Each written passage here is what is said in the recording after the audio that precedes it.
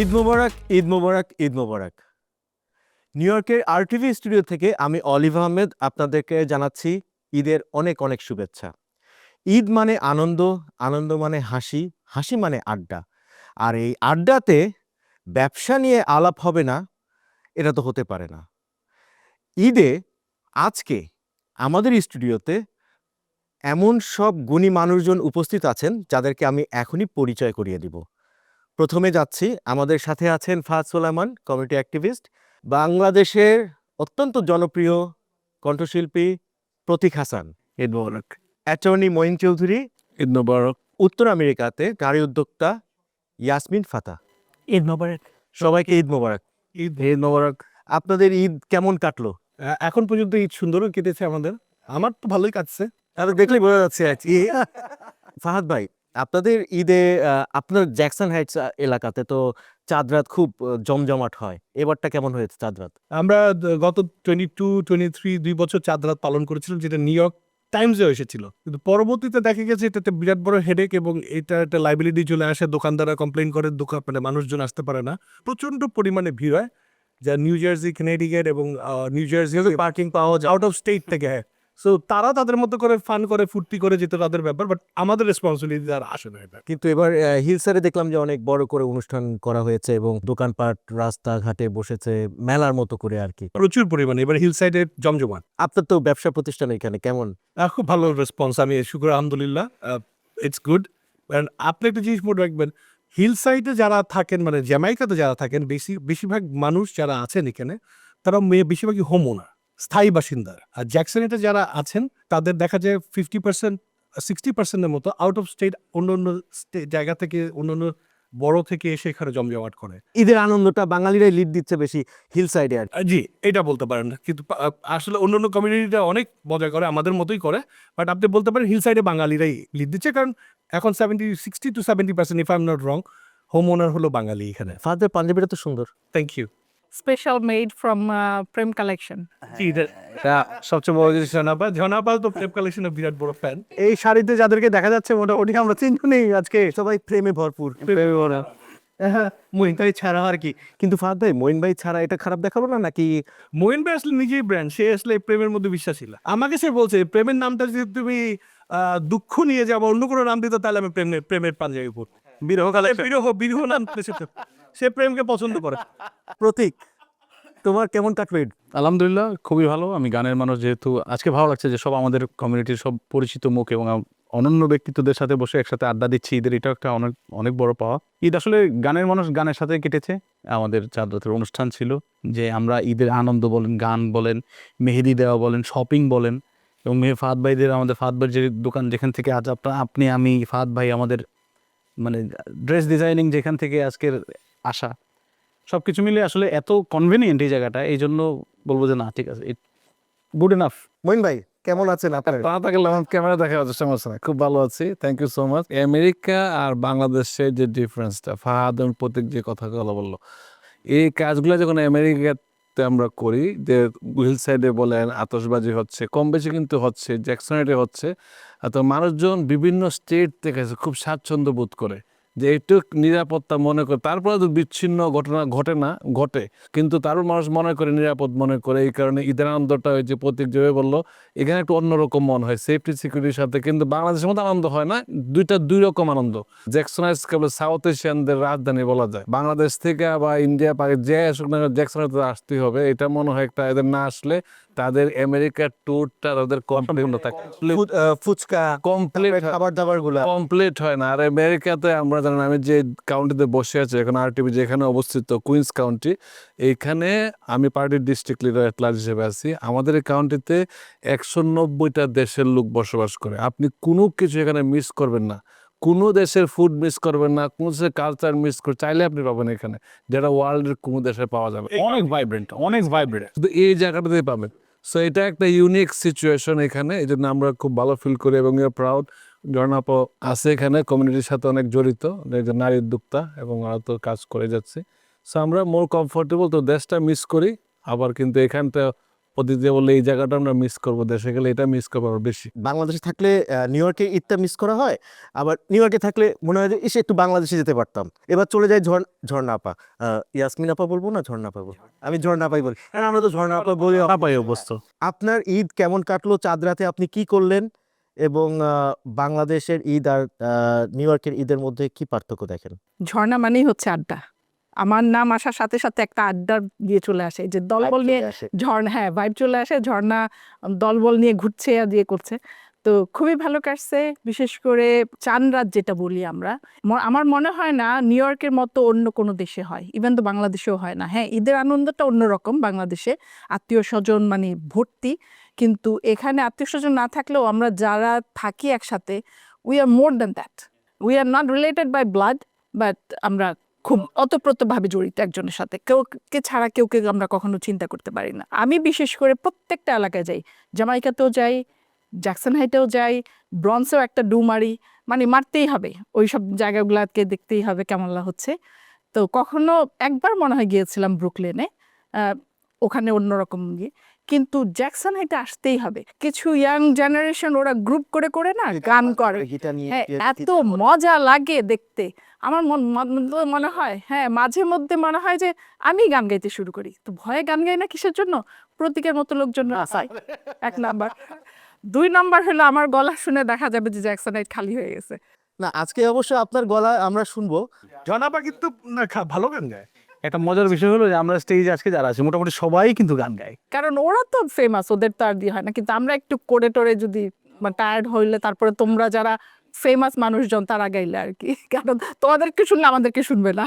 তো রমজান মাসে এই ব্যবসার উপর কি কোনো প্রভাব ফেলেছে এই যুদ্ধটা? মানে আপনারা কিভাবে করে এই ঈদকে এই যে টার্গেট রেখে ব্যবসা করছেন, এবং এই যে যুদ্ধ বেঁধে গেল, এর জন্য কি আপনাদের কোনো কিছু মানে অসুবিধা ভোগ করতে হয়েছে কিনা? আমি যদি ঝর্ণা আপার কাছ থেকে আসি। আমি সরাসরি এই ব্যবসার সাথে জড়িত না, মানে মনে করেন ক্লোদিং বা দিয়ের সঙ্গে, হ্যাঁ এটার সাথে জড়িত না দেখে হয়তো এফেক্ট হচ্ছে না। বাট আমি তো গাড়ি ড্রাইভ করি, তো দেখলাম গ্যাসের দাম বেড়ে গেছে, যেটা তেল আর কি, হ্যাঁ তেলের অনেক বেড়ে গেছে। ওটাতে কাজ তো করতেই হবে, দাম বাড়লেও আমার চলতে হবে, তো অতটা এফেক্ট করেনি। কিন্তু কিছু মানুষের জন্য তো যারা উবার চালান বা দীর্ঘ চালান, তাদের জন্য তো একটু এফেক্ট হবে, মানে কস্টিং বেড়ে গেছে, ওদের ইনকামটা হয়তো সেম রয়ে গেছে, ওটা তো একটা প্রভাব পড়বে। বাজারেও হয়তো একটু দাম বেড়ে গেছে। বাজারে দাম বেড়েছে, হ্যাঁ। মঈন ভাইয়ের কি অবস্থা? আমরা সব অবশ্যই কনসার্ন এটা নিয়ে, এবং আমরা চাই যে খুব দ্রুত যুদ্ধটা শেষ হোক, জনগণের যেন অ্যাটলিস্ট গরিব শ্রেণী তো এই দেশে আছে। আমেরিকাতে যেই পরিমাণ গরিব, ওয়ার্ল্ডের কোথাও এত পরিমাণ গরিব নাই। কারণ আমরা এই ক্ষেত্রে বলতে চাই, সবাই অন্য দেশে গেলে সাহায্যটা দেয় না, কিন্তু আমেরিকা যদি সহায়তা করে সরকার, এই কারণে আমরা বুঝি না। কিন্তু একটা বড় একটা লেভেল আছে, পভার্টি লেভেলের নিচে আছে, তাদের জন্য একটা নির্দিষ্ট ফুড স্ট্যাম্প পায়, তারা তখন কি দিয়ে খাবে? এটা উন্নত দেশের লোক। আমরা রমজান মাসে সবার জন্য দোয়া করছি ব্যক্তিগতভাবে, আমরা সবাই কেউই যুদ্ধ চাই না। সবাই আমরা দোয়া করি, প্রতিটা চাই শান্তি। মসজিদে দোয়া হয়েছে আল্লাহ যুদ্ধ বন্ধ করে দেয়। আমাদের লোকজন বিভিন্ন জায়গায় মারা যাচ্ছে, বিভিন্নভাবে ক্ষতিগ্রস্ত হচ্ছে, তো এটা যে সিরিয়াস হয়ে যাচ্ছে, তারপর বলতে হচ্ছে আমরা দোয়া করি খুব সত্তর যুদ্ধটা থামুক, এবং আমরা মানবিকতা যেন আবার ফেরত আসে। করোনার সময় যে মানুষ লাইনে দাঁড়ায় সাহায্য নিত, চাল ডাল এই লেভেলে চলে আসছে অনেক। কারণ এটা আমরা চাই না যে একটা দেশে অনেক লোক থাকে, তারা কিন্তু সরকার তারা টেক কেয়ার করে, তো সে লাইনে দাঁড়াবে, নেহায় যারা আনডকুমেন্টেড তারা হয়তো খাবার পাচ্ছে না। কিন্তু অনেকে তো সরকারি তো চালা রাখতেছে। এখন দেখা যায় এখন আবার করোনার মতো শুরু হয়েছে, তারা রাস্তায় দাঁড়ায় লাইনে দাঁড়াচ্ছে খাবারের জন্য। কথা প্রসঙ্গে আমি আরেকটা কথা টানতে চাই। ইদানিং দেখা যাচ্ছে যে স্ট্রিট ভেন্ডার অনেক বেশি।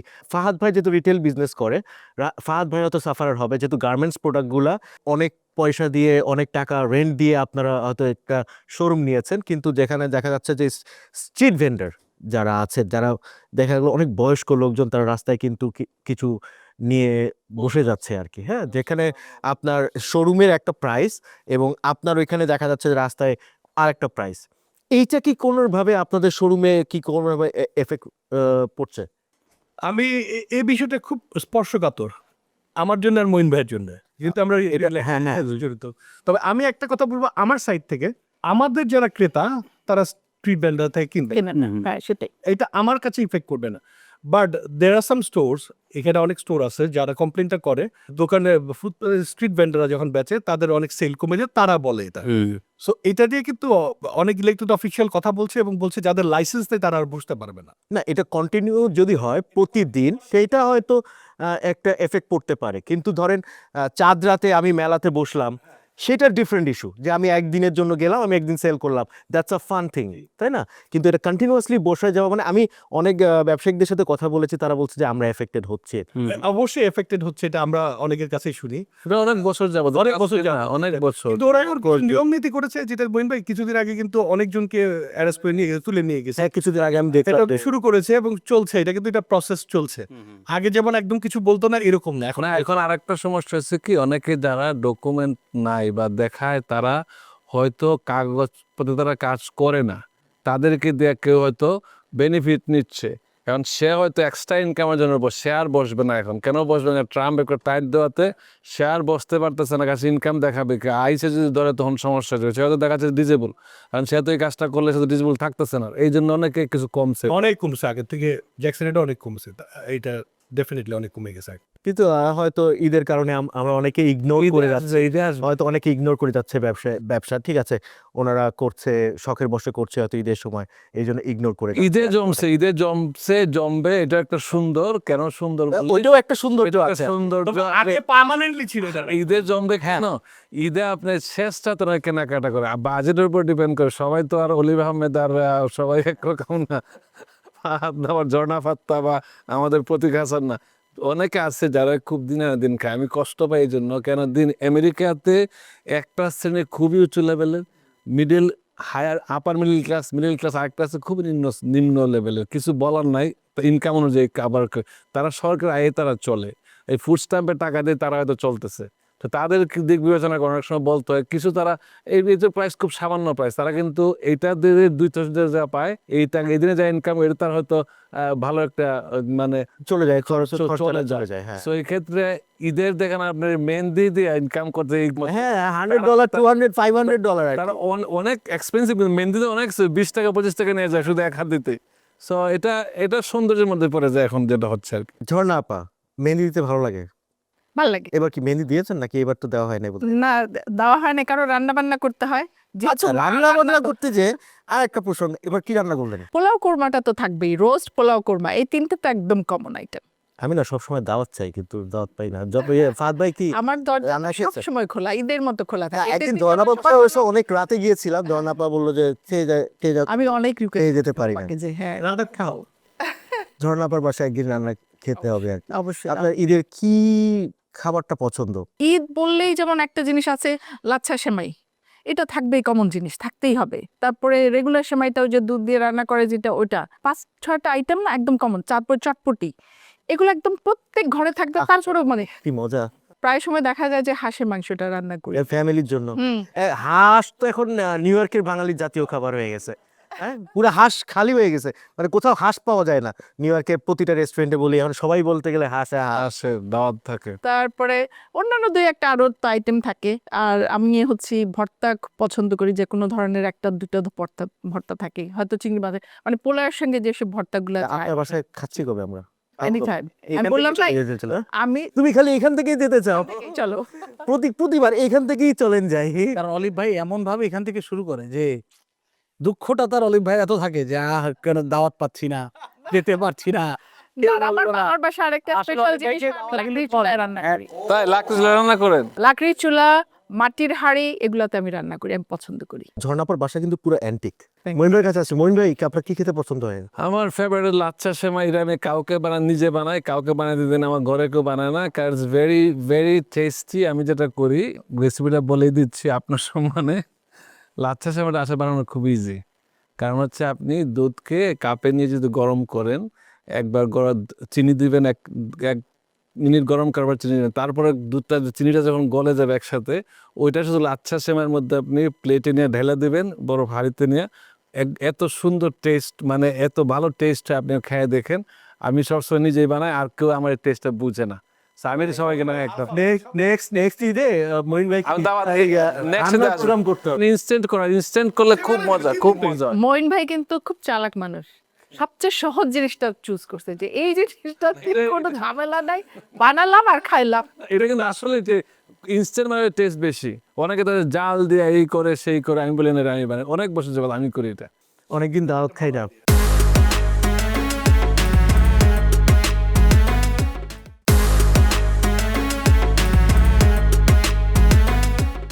প্রতীক, কি খেলা বউয়ের মজার মজার রান্না? ঈদ মানে তো এরকম খাওয়া দাওয়া, আড্ডাবাজি। আর আমার বাসার একটা মজার বিষয় হচ্ছে সবার, আমার সার্কেলের ফ্রেন্ড সার্কেলের সবাই আমার বাসায় একবার করে ঢু মারে। আমার বাসাটা হচ্ছে হাব, মানে আড্ডার হাব বলেন, খাওয়ার হাব বলেন, সব আমার বাসায়। এবং কেউ বলে আসে না, শুধু মানে 15 মিনিট ওই জিপিএস স্টার্ট করে ফোন করে তখন যে 15 মিনিট দূরে আছি, আসতেছি, এরকম। ফাহাদ ভাই, ও আরেকটা মজার জিনিস আছে, তো ঈদ আমাদের তো কমপ্লিট হয় না, ফাহাদ ভাইয়ের সাথে আমাদের একটা আড্ডা থাকে আবার। ওইটা হচ্ছে আমাদের আবার সব ফ্যামিলি টাইম শেষ করার পরে ব্যাচেলারদের জন্য ফাহাদ ভাইরা, এটা আবার ফাহাদ ভাইয়ের একটা যে আমাদের প্লেসে আমরা আবার একটা পার্টি করে তারপর আমাদের ঈদ কমপ্লিট করতে। ও মাই গড। ফাহাদ ভাই, ঈদে কি কি খেলেন? এবার সকালে যে একটু আগে বললো লাচ্চা সেমাই, জর্দা, একটু পোলাও কাবাব সবই হয়েছে একসাথে মিক্সড পুরা। ফাহাদ ভাই, যে জিনিসটা সবচেয়ে বেশি প্রবলেম ফেস করি আমরা, যে আমাদের যদি দাওয়াত থাকে, বাসা থেকে একটু খেয়ে গেলেন, আবার অন্য যদি কারো বাসায় যান আবার ওখানে খাও, ও মাই গড, ওখান থেকে যদি আবার কোন ফ্রেন্ডের বাসায় যাও সেখানে আবার খাও। প্রচুর। মানে ঈদের দিন হচ্ছে আপনাকে র্যাপিডলি খাওয়ার একটা মানে কন্টেস্টে থাকতে হয় সেটা। আমি আসি ঝর্ণাপার কাছ থেকে, সালামি দেওয়া আর নেওয়াটা। আমি এখন যে বয়সে আছি, আমার দিতেই হয়। বয়স্কের উপর বেশি আমার বেশি আমরা না, না। বয়সের দিয়েতে গেলাম না, ওইটা তো শুধু নাম্বারস। হ্যাঁ, এক্স্যাক্টলি। এক্স্যাক্টলি। মেয়ের বিয়ে দিয়েছি, মেয়ের জামাই আছে, দিতে হয় পাওয়ার মতো। আর সিনিয়র লেভেলে জানি না কাদেরকে তেলে তাহলে ফাহাদ ভাই আজকে অনেক খুঁজে বের করতে হবে। অপার সম্ভাবনা আছে তাহলে। এই যে তুমি আমাদেরকে ওপেন করে দিলে, আমি আর প্রতিকার অলিভ ভাই দেখছি। ফাহাদকে দেই নাই, যখনই দেখা হয় ঝর্ণাপা মনে করে দিই, এই না কিন্তু মনে করে দিই, আগামী বছর পর্যন্ত রেকর্ড বাঁচতে থাকে। ধন্যবাদ। কি ঈদের দিনের মহিন ভাই গেছে, মানে আমি পকেট থেকে বের করে নিই। না, আজকে আমার খুব খুশি খুশি লাগছে। প্রতীককে বলছিলাম, প্রতীক আজকে আমার খুব খুশি খুশি লাগছে। বলো তো কেন প্রতীক? কেন ভাই? সালামি পাবে সব জায়গা থেকে।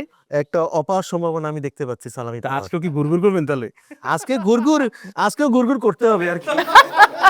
আজকে আমি মনে হয় প্রফিটও থাকবো, কারণ দুজন তো আজকে পাবোই। পাওয়ার পর প্রতীকে আবার আমি এদিক থেকে পাবো না, পায়ে ধরে সালাম করতে হবে অবশ্যই, কেন দিব না? এটা কোনো বিষয় না। তোকে 10 বার সালাম করবো।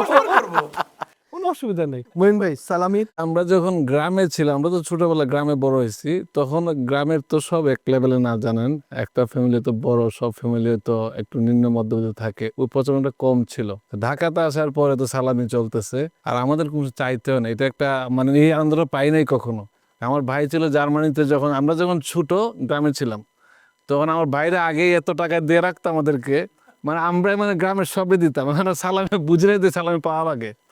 ঢাকায় এখন তো বাতিজি ছেলেরা আছে, দিতে হয়, ওরা খুব খুশি। মানে আপনার নেওয়া লাগেনি, আপনার নেওয়া লাগে। নেওয়া লাগে না, দে ভাইরা। আমেরিকাতে থাকতাম গ্রামে, কিন্তু মনে হতে থাকে আমেরিকার পরিবেশে, আমেরিকার সব জিনিসপত্র যাইতো, টাকা পয়সা ভরপুর থাকতো, গ্রামে তো বুঝিনি, টাকা থাকলে সবাই দিয়ে দিতাম, ওই রকম মনে হতো। আর ইচ্ছা ছিল না পাওয়ার কিছু। প্রতীক তো পেয়েছো না? আমি পাই, হ্যাঁ, সকালবেলা নামাজ পড়ে এসে এখানে এই জায়গাটা মিস করি, যে আম্মা নাই এখন আপাতত এখানে, আম্মা দেশে। আম্মাকে সালাম করাটা মিস করি, সকালে ওই মিষ্টি খাওয়াটা এখানে এখন রিপ্লেস হয়ে গেছে আর কি। মার রান্নাটা এখন বউ করে, সেইটা খেয়ে তারপরে মনে করেন যে ইয়ে করি। মেয়ে আছে এখন, তাকে সালামি দিতে হয়, আমার ওয়াইফ দাঁড়া থাকে, আমার সালামি কোথায়, এরকম। এগুলো মজা, কারণ আমার বাবার এত বন্ধু বান্ধব রয়েছে সারা পৃথিবী জুড়ে। আমি যেখানে যাই সেখানে আমি ভাতিজা, তো ওই আমি গেলেই আমার চাচাদের কাছ থেকে, চাচা, আমি শুধু বলতেও হয় না, চাচারা ওই যে ফাহাদ ভাইয়ের কাছে প্রতিবার দেখা হলে ফাহাদ ভাইয়ের একটা কাম থাকে, এটা নিয়ে যাও। এটা ভালোবাসা। এটা ভালোবাসা থাকে। ফাহাদ ভাইয়ের কোনো স্মৃতি? ছোটবেলায় ওই যেটা বললেন, ওই যে সালামিটা আমার ইয়ে থাকতো, যে টার্গেট থাকতো, যে কোথায় কোথায় কি পাবো, এটা একটা হিসাব ছিল আমার। তো যে আগে থেকে কালকে calculation। তো আসার পর ওই বাসায় গেলে আমি এটা পাবো, ওই পাবো। হ্যাঁ। আপনার মতো সিস্টেম। সবচেয়ে বড় মজার ব্যাপার হলো যে সকালে তো প্রথমে এসে আব্বুর কাছে পাইতাম, আম্মুর কাছেও নিতাম। আম্মুর কাছে নেওয়ার পর তারপরে নেইবারদের যেখানে যেতাম সেখানেই পাইতাম মোটামুটি। এখন যেটা হয়েছে, এখন প্রচুর সালামি দিতে হয়, আমার মজাও লাগে দিতে, যেহেতু আই গট ইট। সো আমি এটা ফিল করি যে হাউ ছোট বাচ্চা কাচ্চারা আসা ট্রেডিশনটা মানে এই এই দেশের tradition-টা, বাচ্চাদেরকে শেখানো তবে আবার আমেরিকাতে ঈদি আমেরিকাতে বলেছে আমার বাচ্চা অনেকে নিতে চায় না, জোর করে দিতে হয়, তুই নে না, আমি কই তো তোমার কাজ করে কইছে টাকা নাও, নেবে না, তারপর জোর করে দিতে হয়। ওরা তো হয়তো বোঝে তারা বুঝে না, তারা বুঝে না, তারা বুঝে না। সালামি যে নিতে হয়। ওটা আসলে আমাদের সাইডে আবার আমার যে বাচ্চা কাচ্চা যারা আছে তারা আবার সব বুঝে আবার। এখন আমি একটু ফান সেগমেন্টে চলে যাই। প্রতীক আবার প্রচুর ফান করতে পারে। প্রতীকে মানে হাসতে হাসতে এক্সট্রাঅর্ডিনারি ব্রেইন। ওর ব্রেন ওর উপরে কি জায়গায় ও হাসায় মনে করে যে মুমূর্ষ রোগীকে বাঁচায় তুলতে পারবে। সেটা চেষ্টা করি সবসময়। যেমন আর তাহলে আচ্ছা আমার বড় ভাইয়ের কাছ থেকে আসি, ফাহাদ ভাই যেহেতু আছে, ফাহাদ ভাইয়ের একটা ইন্টারেস্টিং জিনিস হলো ফাহাদ ভাইয়ের নামটা দেখছেন আপনি, ফাহাদ সোলাইমান, বিগ শর্ট নাম, কিন্তু নামের ভিতরে একটা নবাবী ভাব আছে। হ্যাঁ হ্যাঁ, তো যে ভাই এই যে সোলাইমানি আংটি বা সেই এরকম ওই যে অলৌকিক কোনো ওই যে শক্তি হাতে আপনি দেখা পান যাচ্ছে কিনা? না কি ওই- এই যে সোলাইমানি আংটির কিছু কিছু নিদর্শন তো আছে। বাদশাহী ফাহাদ এবং সোলাইমান, তো আপনার এরকম নাম নিয়ে কখনো বিড়ম্বনায় পড়ছেন নাকি ফাহাদ ভাই? নাম নিয়ে কখনো আমি বিড়ম্বনায় পড়িনি। বা আপনি মিডল ইস্টের ডিস্টে গেলে আপনাকে এরকম মানে বলে না যে আরে রাজা আসছে এরকম কেউ, সোলাইমান সাহেব আবার মানে সে দেখতেও আরাবিয়ান কেমন প্রিন্সের মতো। মানে আমি যখন ইজিপ্টে, আমার তো আমার ট্রাভেলিং একটা শখ, মিডল ইস্টে অনেক কান্ট্রিতে আমার ঘোরা হয়েছে। যখন আমি গেছি দুবাইতে বা ইজিপ্টে বা টার্কিতে, ওই নামের ব্যাপারটা ফাহাদ সোলাইমান, ঠিক আছে, আমেরিকা, তারপরে ওরা তো তাকায় আবার জিজ্ঞেস করে যে আবার ওদের ভাষায় কথা বলে অনেক সময় আরাবিক বলছে। আমার চেহারা আর চেহারার মধ্যে একটু ভাব আছে, বাসে ভাই তুমি কত ভাব আছে। এতে গুটলু ভাব আছে। ফাদার মধ্যে কিন্তু একটু গুটলু ভাব আছে। তো ওরা একটু কনফিউজ হয়ে যায়, জিজ্ঞেস করে আরবিক ভাষায় যে কাইফা হালুকা এরকম কিছু কি জানি বলে, আসসালামু আলাইকুম এরকম বলে। আমি বলছি, ওয়ালাইকুম আসসালাম। তারপরে আবার জিজ্ঞেস করে তুমি কি আরবিক বলো কিনা। আমি বলছি, না আমি আরবিক বলতে পারি না। তখন এরকম কিছু কনসিকুয়েন্সেস হয়েছে ডেফিনেটলি। আলহামদুলিল্লাহ বলো। আলহামদুলিল্লাহ, ডেফিনেটলি। অলিভ ভাইয়ের একটা মজার জিনিস হচ্ছে অলিভ ভাই তো আসলে বহু গুণে গুণান্বিত। আজকে উপস্থাপনা সে করতেছে, একটু গানও গায় মাঝে মাঝে, অ্যাক্টিংও করে, ডিরেকশনও। আপনি এবার নাটকের ডিরেকশন দেন। তো নাটকে আপনি যখন ডিরেকশন দেন, আপনি যখন অ্যাক্টিং করেন, আপনার একটা নাটকের আমি একটা দেখছিলাম, ক্লিপ দেখছি, যেটাতে আপনি একটা সাইকো লাভারের অ্যাক্টিং করতেন। তাই দেখে না দিলাম আমরা, দেখেন নাই? না না, এটা আমাকে পাঠিয়ে দিন। পাঠিয়ে দিব না আজকে। এবং সাইকো লাভারের যে এই যে আপনি অ্যাক্টিং করতে গিয়ে আপনি যে আসলে একটা নরম মনের মানুষ, এটা তো আমরা যারা সাথে চলি তারা জানি। কিন্তু আপনি যে এরকম আপনার এরকম কোনো ডুয়েল ক্যারেক্টার আছে নাকি, যে সময় বেঁধে সেটা চেঞ্জ হয়ে বেরোয় আসে, এরকম কিছু আছে নাকি? না, অরিজিনালি নাই। অরিজিনালি খুব শান্তশিষ্ট। মানে আমি যে উপস্থাপনা করব, আমি নিজেও আমার বাসার লোকজনও অবাক হয়ে গেছে এবং অনেকে অবাক হয়ে, অলিভ ভাই আপনি সবসময় না চুপচাপ থাকেন, আপনি কথা বলতে পারেন, আপনি তো আমি কখনো কথা বলতে শুনি নাই কোনো প্রোগ্রামে গেলে, সব সময় চুপচাপ। খালি দেখেন, অবজার্ভ করেন, খালি অবজার্ভ করেন শুধু। আমরা আমি follow চুপ করছি। থাকতে পারতাম, কথা বলতে পারি না, মানে অত বেশি কথা বলতে পারি না। তো এখন দেখছি যে কথা একটু বেশি বলছি। আর তুমি যে বললা যে নাটক ডিরেকশন, আমি সময় নাটক পরিচালনা করি না, হয়তো 2-3টা করেছি অনেক আগে, কিন্তু এখন তো প্রডিউস করছি নিউ ইয়র্কে, উত্তর আমেরিকাতে আমার প্রোডাকশন হাউস আছে, তুমি জানো। ওইটা নাটক প্রোডাকশন করছি, এই RTVতে যাচ্ছে নাটক প্রোডাকশন। আমার ফিল্মও করেছি, ফিল্মও যাচ্ছে। আচ্ছা, মঈন ভাইয়ের কাছে যাই তাহলে। মঈন ভাই যেহেতু, মঈন ভাই হলো আমাদের ইমিগ্রেশন অ্যাটর্নি এবং তিনি তো আসলে ইমিগ্রেশন নিয়ে। আচ্ছা মঈন ভাই, এরকম হয় যে এরকম ঈদের কোনো আনন্দের মুহূর্তে আছেন বা আপনি একটা ভ্যাকেশনে আছেন, কোনো কারণে হঠাৎ করে আপনাকে এরকম ফোন করে বললো যে ভাই আমাকে তো ধরে নিয়ে যাচ্ছে, আমাকে একটু বাঁচান? ধরে নিয়ে যাচ্ছে একটা ঘটনা বলি তোমার, বাস্তব ঘটনা। ধরে নিয়ে ঈদের দিন যাচ্ছে, মনে করেন ফোন করে বলছে ঈদের- ভাই আমাকে না না না না ঈদে- না না ভাই আমি একটু আমাকে ঈদের একটু দিন বাঁচান। ঘটনা ঘটছে কি, গত ঈদে এক হাজবেন্ড তার ঈদের দিন তো ঝগড়া তো হইতে পারে, তো ওয়াইফ কল দিল, স্যার ইম্পর্টেন্ট হলে আমাকে টেক্সট করেন, আর যদি কনসাল্ট করতে হয় তাহলে তো 100 টাকা কনসালটেশন দেওয়া করতে হবে, আর সময় নিয়ে কথা বললে। না স্যার খুব ইম্পর্টেন্ট, আমি একটু ইমার্জেন্সি কি হইতে পারে, আমার হাজবেন্ডকে আমি গ্রিন কার্ড ক্যান্সেল করবো, আপনি কেমনে কত টাকা লাগে বলেন। আমি কই ঈদের দিনে কেন ক্যান্সেল কয় না ভাই, যে রকম শুনছিলাম, যেরকম তাই চিনছিলাম, আজকে দিন সে আমার একটা চলে গেছে। কোথায় চলে গেছে 2 ঘন্টা ফোন ধরে না, নিশ্চয়ই সে কারোর সাথে আছে। এখন সে আমি কই দেখেন এইভাবে তো এক কথায় ক্যান্সেল হবে না, কোনো ক্রাইম করছে নাকি বলেন, কারণ কোনো ক্রাইম না আমি তার আর চাই না। আমি কারণ না চাইলে তো ইমোশনাল বউ আর কি। খুবই আশা করি যিনি এই কাজটা করছে উনি যে দেখে ইভেন। তারপরে যাই বললাম দেখেন এটা রাইডওয়ে ক্যান্সেল হবে যদি অন্যায় না করে থাকে, সে যদি কোনো ক্রাইম করে থাকে, ডোমেস্টিক ভায়োলেন্স, হয়তো আমরা ট্রাই করতে পারি, এছাড়া কোনোভাবে হবে না। কয় তাহলে আপনি একদিন অপেক্ষা করেন, সেও তো ফেরত আসবে, একটু প্রাইভেসি দেন, স্পেস দেন। কয়তো আপনার কথা আজকে দিনটা দেখি আমি আজকে দিনের পরে আমি বললাম, আজকে দিন দেখার পরে কালকে তো আমার কল দেওয়া লাগবে না, আপনি একটু শান্ত হন।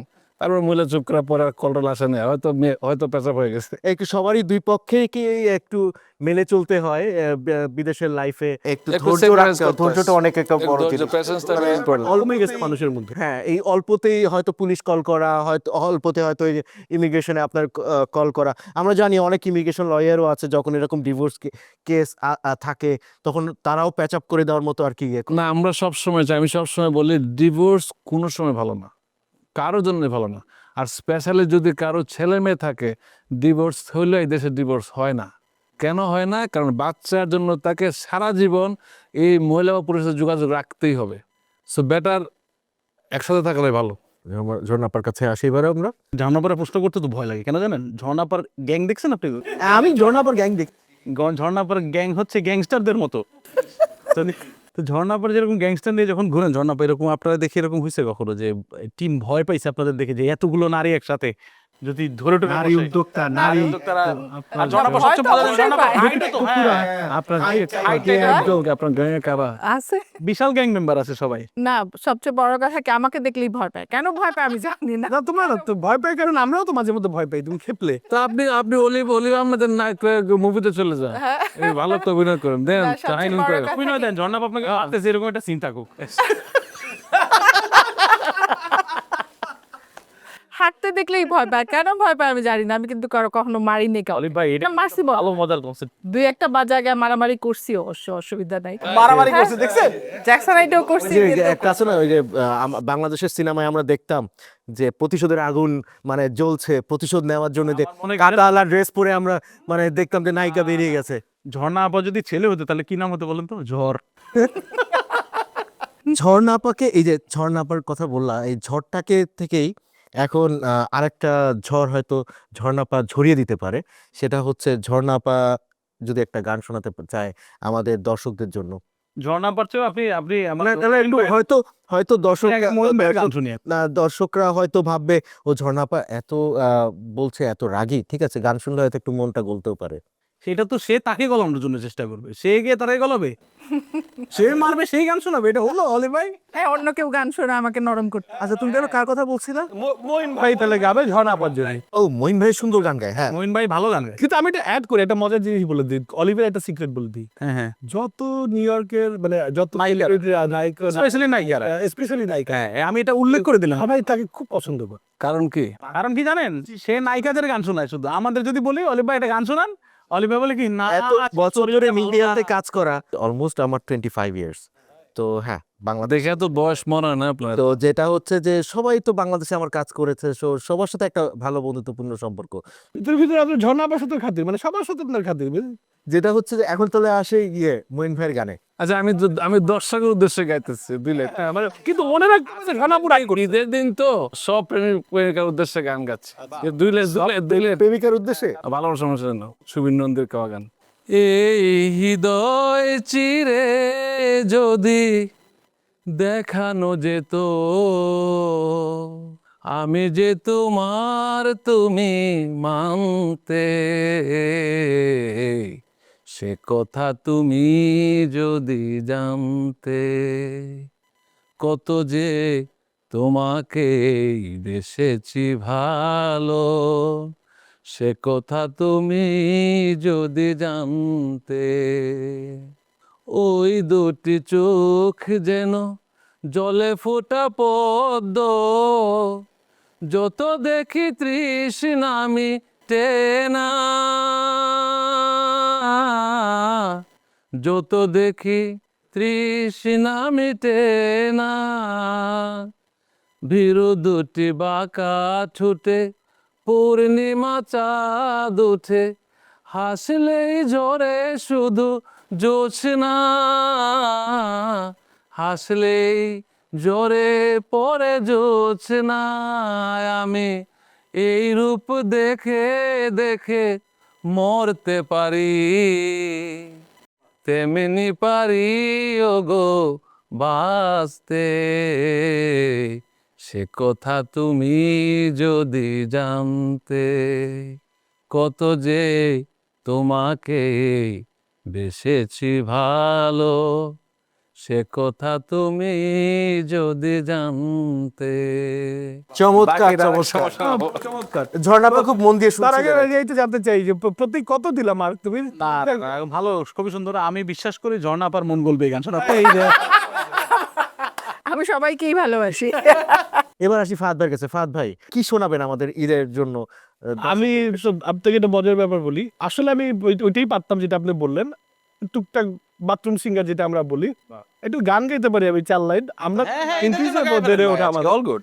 সেহেতু আমরা একটু ব্যান্ডের গান, আমি যেহেতু ওই সময় বড় হয়েছি ব্যান্ডের গান শুনে, So, একটা আমাদের খুব নাম করা গান ঈদের, যেহেতু এটা ওই যেমন আমাদের মঈন ভাই প্রেমিক প্রেমিকাদের জন্য গাইলো, নতুন প্রেমের ব্যাপারে একটু গান গাইতে পারি আমরা, ডিফারেন্ট তাতে সেই মনকে দিয়ে। ওহ বাবা, আমাদের এই গানটা 4 লাইন গাইতে পারি, সে আমাদের ব্যান্ডের গান। ব্যান্ডের গান, কারণ আমরা তো ওইটা শুনেই বড় হয়েছি। মন কি যে চায় বলো, যারে দেখি লাগে ভালো, এই মন সে তো বাধা পড়ে না, কি জানি কেন জানি না, না না না। মন কি যে চায় বলো, যারে দেখি লাগে ভালো, এ মন সে তো বাধা পড়ে না, কি জানি কেন জানি না, না না না। That's it. আসলে ফাহাদ ভাইয়ের মন কি চায় আমরা সেটাও এখনো পর্যন্ত জানি না, তো আগ্রহী। হয়তো আমরা আগ্রহী জানতে জানার আগ্রহী। জন্য জানার জন্য আগ্রহ। এই বিষয়টা আমার ওয়েবসাইট আছে love.com ফাহাদ সুলাইমান, ওখানে গেলে কিছু জানতে পারেন আপনি।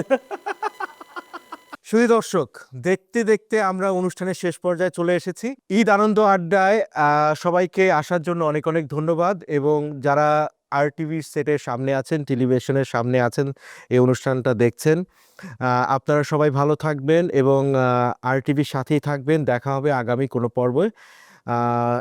অনুষ্ঠান থেকে একদম বিদায় নেওয়ার আগেই আমরা একটু চলে যাব প্রতীক হাসানের কাছ থেকে, ওর সুন্দর গলার একটা গান শুনতে শুনতে আমরা বিদায় নিব। প্রতীক। না, সবাইকে আবারও ধন্যবাদ, থ্যাংক ইউ সো মাচ ভাই, এবং অলিভ ভাইকে স্পেশাল ধন্যবাদ, RTV কে ধন্যবাদ। আমরা ঈদ মোবারক দিয়ে দর্শকদেরকে ঈদ মোবারক, আসলে ঈদ মোবারক, ঈদ মোবারক, ঈদ RTV কে মোবারক, ধন্যবাদ, ঈদ মোবারক, RTV কে ধন্যবাদ, আপনাদের সবাইকে ধন্যবাদ। অলিভ ভাইকে ও তুমি আর আমি আর কেউ নয়, এমন একটা যদি পৃথিবী হয়, মিলনে সুখে ভরে যায় বুক, যেখানে আছে শুধু সুখ আর সুখ, সেই সুখ আমাকে দিও, জেনে নিও তুমি আমার প্রাণের চেয়ে প্রিয়, তুমি আমার প্রাণের চেয়ে প্রিয়।